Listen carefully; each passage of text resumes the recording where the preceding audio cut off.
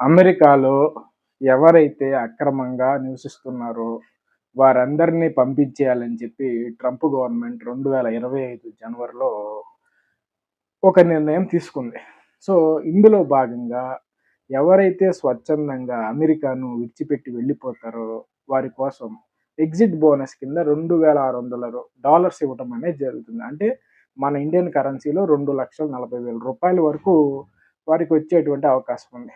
అందులో భాగంగా రెండోదేంటంటే వారికి ఫ్రీగా ఫ్లైట్ చార్జెస్ కూడా ఇవ్వటం అనేది జరుగుతుంది. సో, వీరేం చేయాలి? ఎవరైనా మేము వెళ్ళిపోతాము, మా స్వదేశానికి మేము వెళ్ళిపోతాం అనుకున్న వారు ఏం చేయాలంటే, సీబీపీ అనేటువంటి ఒక మొబైల్ యాప్‌ని వాళ్ళు ఇన్‌స్టాల్ చేసుకొని, మేము మా దేశానికి తిరిగి వెళ్ళిపోవడానికి మేము సిద్ధంగా ఉన్నామని చెప్పి, అక్కడ యూఎస్ గవర్నమెంట్‌కి తెలియజేయాలి. సో, అప్పుడు యూఎస్ గవర్నమెంట్ ఏం చేసిద్దంటే, అక్రమంగా నివసిస్తున్నటువంటి ఒక జాబితా ఉంటది వాళ్ళ దగ్గర.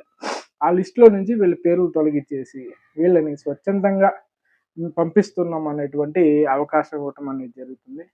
దీని ద్వారా ఇప్పటికే దగ్గర దగ్గరగా ఒక 22 లక్షల మంది వరకు అక్రమ వలసదారులు అమెరికా నుంచి తమ స్వదేశాలకు వెళ్ళిపోవటం అనేది జరిగింది.